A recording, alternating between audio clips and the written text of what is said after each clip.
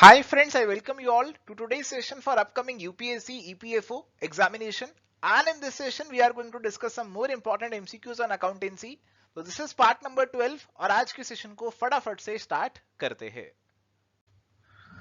So friends, in the EPFO EO AO 2021 examination, 116 selections were from EduTap and we are again ready for the upcoming APFC and EO AO examination. And are you guys ready for the same? Do let me know in the comment section. तो let's quickly start by taking a look at the homework question. और ये question हमारे पास था which is not true about the purchase book. Okay, तो purchase book के बारे में आपको डिफरेंट स्टेटमेंट दे रखी थी. It is a type of special purpose subsidiary book. तो एक स्पेशल पर्पस बुक है जिसके अंदर हम स्पेशली परचेज की ट्रांजेक्शंस को रिकॉर्ड करते हैं. It is not a book of original entry. देखो हमारे पास जो जर्नल होता है it is the book of original entry, क्योंकि इसके अंदर आपकी सारी transaction for the first time record की जाती है. और हमारा जो परचेज बुक है it is a classification of the journal itself.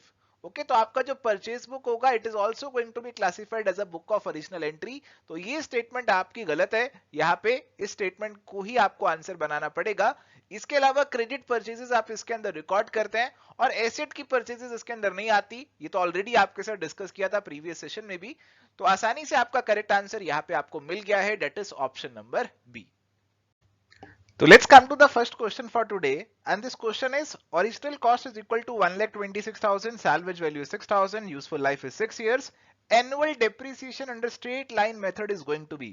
Options है 21,000, 20,000, 15,000 और 14,000. तो I hope straight line method के अंदर डेप्रिसिएशन का फॉर्मूला आपको अब याद है. और ये फॉर्मूला बहुत ही सिंपल है.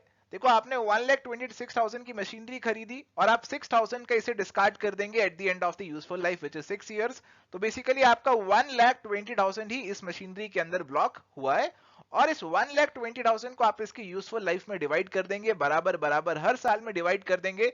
तो 1,20,000 divided by 6, this is going to come out to 20,000. So every year you are going to write off rupees 20,000 as depreciation in your income statement. तो करेक्ट आंसर आसानी से आप मार्क कर सकते हैं ऑप्शन नंबर बी. तो correct answer option number B. Now next question, again a numerical one. तो numericals में आपको पूरा कंफर्टेबल यहां पे कर देने वाले हम. और क्वेश्चन है, if average inventory is equal to rupees 12,000, closing inventory is rupees 3,000 more than the opening inventory, then the value of closing inventory will be. Okay, तो एवरेज इन्वेंट्री की अगर मैं बात करूं, this is opening inventory plus closing inventory divided by 2. So opening plus closing inventory it becomes how much, ये हमारे पास हो जाएगा 24,000. ओके, और यहाँ पे हमें बताया कि closing inventory is rupees 3,000 more then the opening inventory.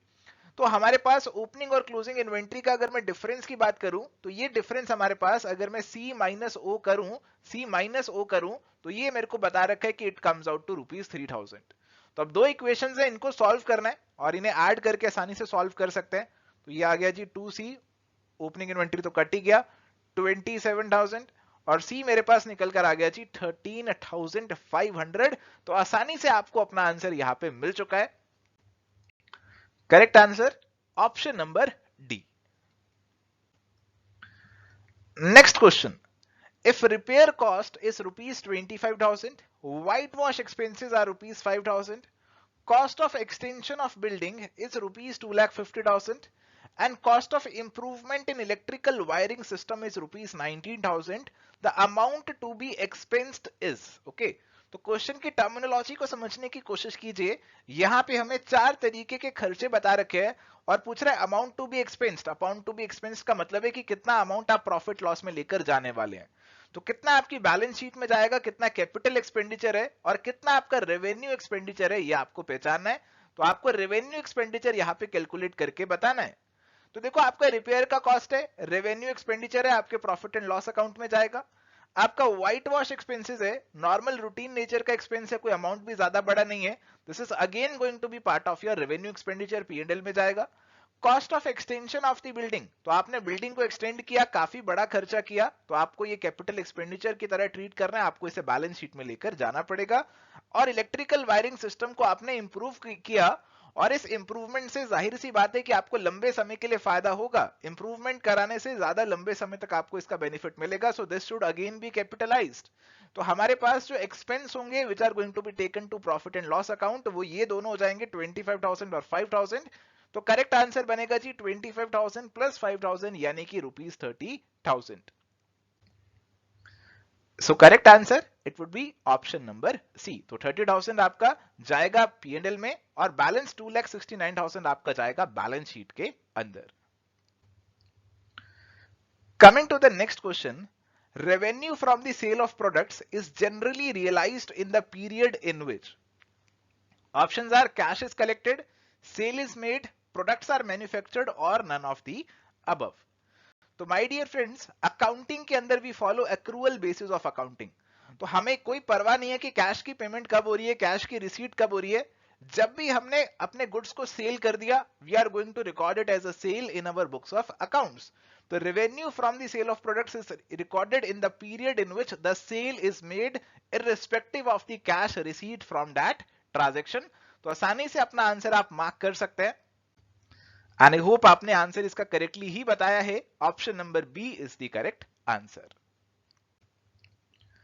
Next question, the determination of expenses for an accounting period is based on the principle of. तो यहां पे हमसे पूछ रहे हैं कि एक अकाउंटिंग पीरियड के अंदर कितने एक्सपेंसेस डाले जाएं, ये कौन से प्रिंसिपल पे बेस्ड है। तो देखो ऑप्शंस हमें दिया ऑब्जेक्टिविटी, मटेरियलिटी, मैचिंग और एंटिटी कंसेप्ट। और यहां पे अगर आप इन सभी कंसेप्ट्स के बारे में जानते हैं तो आई होप आपने आंसर आसानी से पहचान लिया होगा। It is going to be matching principal.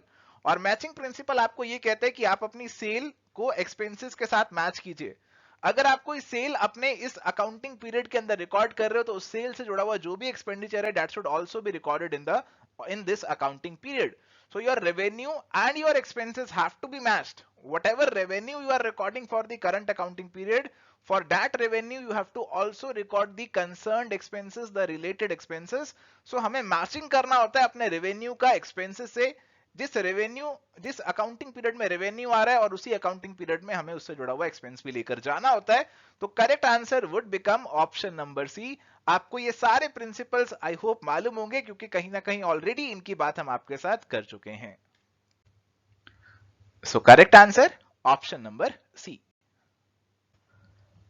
And my dear friends, if you are enjoying the today's session, you are learning some new things, don't forget to subscribe our YouTube channel as well.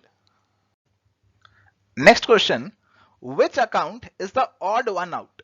Office furniture and equipment, freehold land and buildings, inventory of raw materials, plant and machinery. तो my dear friends, अगर आप इन सारे accounts को देखेंगे तो you would find out कि इनमें से सभी एसेट्स दिए हुए हैं, but out of these four, 3 are fixed asset and 1 is a current asset. तो ऑफिस फर्नीचर एंड इक्विपमेंट एक फिक्स्ड एसेट है, फ्री होल्ड लैंड और बिल्डिंग आपका फिक्स्ड एसेट है, प्लांट एंड मशीनरी आपका फिक्स्ड एसेट है, इन्वेंट्री जो है आपका रॉ मटेरियल का it is a current asset. और यही ऑड वन आउट यहां पे हो जाएगा। तो correct answer we can easily make out is going to be option number C. Coming to the next question, in double entry system of bookkeeping, every business transaction affects. Options are two accounts, two sides of the same account on two different dates, or all of the above. So my dear friends, double entry system of bookkeeping की बात करते हैं तो उसके अंदर हर एक transaction का dual aspect आने वाला है। यानी कि आप कोई भी ट्रांजेक्शन कर रहे हैं, suppose you have sold goods for cash, आपने 50,000 के कैश में गुड्स सेल किए, तो one account is sale and the other account is cash. So every transaction is going to at least affect two accounts or maybe even more than two may be affected. Okay, तो at least two accounts तो affect होने वाले हैं। तो correct answer आप आसानी से mark कर सकते हैं। Correct answer is going to be option number A, two accounts. Next question is, the preparation of a trial balance is for, options are locating errors of complete omission, locating error of principal, locating clerical errors, or all of the above.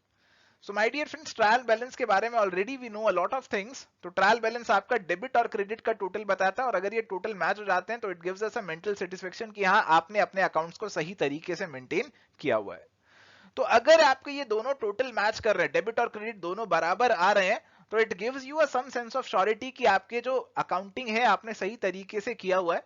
But still there may be some errors which may not be reflected by the trial balance, जैसे compensating errors हो सकते हैं, last session में आपके साथ बात करी थी उनकी। इसके अलावा आपके और भी एरर्स हो सकते हैं, जैसे locating error of complete omission, तो आपने एक पूरा का पूरा ट्रांजैक्शन ही रिकॉर्ड नहीं किया, आपने कैश दिया, किसी को पेमेंट करी, सैलरी दी, और आपने वो पूरा का पूरा ट्रांजैक्शन ही रिकॉर्ड नहीं किया, ना ही डेबिट साइड रिकॉर्ड किया, ना ही क्रेडिट रिकॉर्ड किया, डेबिट में भी कोई इफेक्ट नहीं डाला, क्रेडिट में भी कोई इफेक्ट नहीं डाला, तो ultimately your trial balance is going to match even if any transaction has been completely omitted from the books of accounts. Also, अगर आपने कोई एरर ऑफ प्रिंसिपल किया, आई बिलीव आपको ऑलरेडी मालूम है कि अगर आप कोई मशीनरी की इंस्टॉलेशन पे वेजेस पे करते हैं, that has to be capitalized in the machinery account itself, okay. तो आपको उसकी एंट्री पास क्या करनी होती है, मशीनरी अकाउंट को डेबिट करना होता है और टू कैश आपको करना होता है। बट अगर आपने उसकी एंट्री पास कर दी wages account debit to cash, आपने एक अकाउंटिंग प्रिंसिपल को वायलेट कर दिया यहाँ पे, but still your trial balance is going to match. Let's suppose 5000 की वेजेस थी, तो आपके पास आपने गलत एंट्री कर दी wages debit to cash, ultimately आपके डेबिट और क्रेडिट पे आपने अमाउंट तो डाल दिया 5000 और 5000 का, तो आपका डेबिट और क्रेडिट तो मैच करेगा, बट आपका जो अकाउंट है आपने उसे गलत अकाउंट को डेबिट कर दिया, मशीनरी की बजाय आपने वेजेस को कर दिया, still your trial balance is going to match. So your errors of principle, ये कमिट आपने कर दिए, still your debit and credit are going to remain equal, तो ये भी ट्रायल बैलेंस डिपिक्ट नहीं करेगा। अगर आपने कोई क्लेरिकल एरर किया, जैसे आपने wages debit to cash entry करनी थी, वो तो नहीं करी, आपने मशीनरी डेबिट टू कैश ही करी, बट आपने क्या किया, मशीनरी अकाउंट में जब आप इसे डाल रहे थे, तो आपने मशीनरी अकाउंट में गलती से इसको क्रेडिट साइड पर डाल दिया, तो अब अल्टीमेटली क्या होगा कि मशीनरी के क्रेडिट साइड पे चला गया, कैश के भी क्रेडिट साइड पे चला गया, तो आपका क्रेडिट साइड का टोटल ज्यादा हो जाएगा और डेबिट का कम हो जाएगा, और आप अल्टीमेटली लोकेट कर लेंगे कि मेरा कोई एरर यहाँ पे हुआ है क्योंकि मेरा क्रेडिट और डेबिट मैच नहीं कर रहा है, and this error is going to be located through the preparation of the trial balance. तो आप केवल क्लैरिकल एरर्स को ही यहाँ पे लोकेट कर सकते हैं, कंप्लीट ओमिशन, प्रिंसिपल और कंपनसेटिंग एरर को यहाँ पे लोकेट नहीं कर सकते। तो करेक्ट आंसर आई होप आपको ऑलरेडी मालूम हो गया है। Correct answer option number C यहां पे बनेगा। Coming to the next question, present liability of uncertain amount which can be measured reliably by using a substantial degree of estimation is termed as, options are provision, liability, contingent liability or none of the above। तो हमारे पास एक present liability है, but उसका amount अभी हमें certainty से नहीं पता, श्योरिटी से नहीं पता, बट हम उसे कुछ एस्टिमेशन के बेसिस पे मेजर कर सकते हैं। तो हम उसे क्या यहाँ पे डिफाइन करने वाले हैं, क्या वर्ड उसके लिए यूज करने वाले हैं, this is what is being asked by this question. क्या उसे प्रोविजन बोलेंगे, लायबिलिटी बोलेंगे, कॉन्टिंजेंट लायबिलिटी बोलेंगे और none of the above. So example से समझते हैं। आई होप आपको ऑलरेडी मालूम है कि जब आप अपना इनकम अर्न करते हैं तो उसके साथ साथ उस पर आपको टैक्स भी देना पड़ता है। अगर आपको सैलरी मिल रही है तो टीडीएस साथ ही कट जाता है, अगर आप बिजनेस कर रहे हैं तो फिर आप एडवांस टैक्स डिपॉजिट करवाते रहते हैं। तो आपकी जो टैक्स की लायबिलिटी है, this liability has to be disposed of, आपको अपनी लायबिलिटी डिपॉजिट करवानी रहती है। और अभी एक्चुअल में आपको अमाउंट आपका सर्टेनिटी से नहीं पता। Let's suppose you are doing a business, तो उस बिजनेस के अंदर आपका जो टैक्स बनेगा that is going to be on the basis of the profits that you have made. तो अभी आपको अपने प्रॉफिट श्योरिटी से नहीं पता कि मेरे को कितने प्रॉफिट्स इस साल में होने वाले हैं, but still you have to pay some tax on it, और आप एस्टिमेशन के बेसिस पे टैक्स जो है वो पे करते रहते हैं। एंड आप क्या करते हैं, टैक्स के लिए एक अलग से प्रोविजन भी क्रिएट कर लेते हैं। Okay, so you have to create a provision for taxation कि मेरा इतना टैक्स का लायबिलिटी जो है वो बनने वाला है, और उसके लिए आप प्रोविजन पहले ही क्रिएट कर लेते हैं। तो आपकी लायबिलिटी है, बट आप उसे 100% श्योरिटी से नहीं मेजर कर सकते, बट आप कुछ एस्टिमेशन के बेसिस पे मेजर कर सकते हैं कि हाँ मेरा इतने के अराउंड टैक्स बन सकता है। तो आपकी ऐसी लायबिलिटीज को आप प्रोविजन के थ्रू शो कर लेते हैं, और इसीलिए यहां पे जो हमारा आंसर बनने वाला है, होप आपने ऑलरेडी पकड़ लिया, पहचान लिया, it is going to be option number A. So option number A, provision is going to be the correct answer.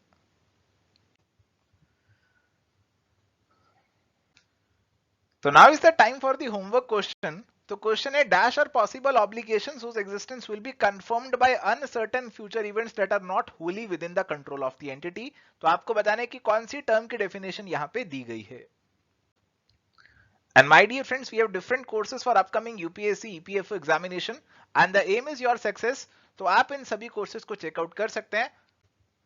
And if you have any query regarding these courses, you can call us or you can mail us at hello@edutab.co.in. So this is it for today. Thank you and bye.